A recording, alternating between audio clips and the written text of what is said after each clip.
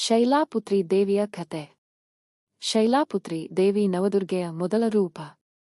ಶೈಲ ಎಂದರೆ ಪರ್ವತ, ಪುತ್ರಿಯೇ ಎಂದರೆ ಮಗಳು. ಅಂದರೆ ಪರ್ವತರಾಜನ ಮಗಳು ಎಂಬ ಅರ್ಥ. ಶೈಲಾಪುತ್ರಿ ದೇವಿ ಪಾರ್ವತಿ ದೇವಿಯ ಮೊದಲ ರೂಪವಾಗಿ ಪೂಜಿಸಲ್ಪಡುತ್ತಾರೆ. ಪುರಾಣಗಳ ಪ್ರಕಾರ ಹಿಂದಿನ ಜನ್ಮದಲ್ಲಿ ಅವರು ಸತಿ ದೇವಿಯಾಗಿದ್ದರು. ಸತಿ ದೇವಿ ರಾಜ ದಕ್ಷನ ಮಗಳು. ಅವರು ಭಗವಾನ್ ಶಿವರನ್ನು ವಿವಾಹ ಮಾಡಿಕೊಂಡಿದ್ದರು. ಆದರೆ ದಕ್ಷನಿಗೆ ಶಿವನ ಮೇಲೆ ಗೌರವ ಇರಲಿಲ್ಲ. ಒಮ್ಮೆ ದಕ್ಷನು ದೊಡ್ಡ ಯಜ್ಞವನ್ನು ಏರ್ಪಡಿಸಿದನು. ಎಲ್ಲ ದೇವತೆಗಳನ್ನು ಆಹ್ವಾನಿಸಿದನು. ಆದರೆ ಶಿವ ಮತ್ತು ಸತಿಯನ್ನು ಆಹ್ವಾನಿಸಲಿಲ್ಲ.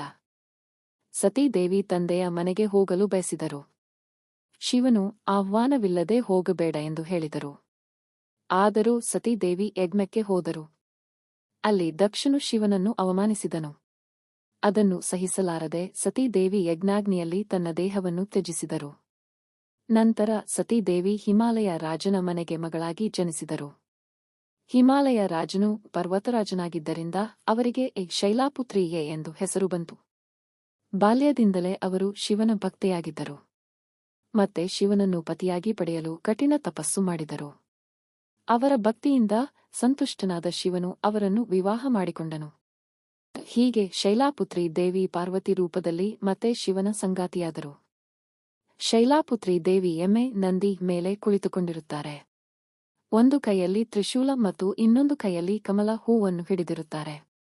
ಅವರು ಶಾಂತಿ, ಶಕ್ತಿ ಮತ್ತು ಭಕ್ತಿಯ ಸಂಕೇತ. ನವರಾತ್ರಿಯ ಮೊದಲ ದಿನ ಶೈಲಾಪುತ್ರಿ ದೇವಿಯನ್ನು ಪೂಜಿಸುತ್ತಾರೆ. ಅವರ ಆರಾಧನೆಯಿಂದ ಜೀವನದಲ್ಲಿ ಸ್ಥಿರತೆ, ಧೈರ್ಯ ಮತ್ತು ಶುಭ ಫಲಗಳು ದೊರೆಯುತ್ತವೆ. ಜೈ ಮಾತಾ ದಿ. ಈ ವಿಡಿಯೋ ಇಷ್ಟ ಆದ್ರೆ ಧನ್ಯಸ್ ಕಾರ್ಟೂನ್ ವರ್ಲ್ಡ್ ಸಬ್ಸ್ಕ್ರೈಬ್ ಮಾಡಿ. Thank you.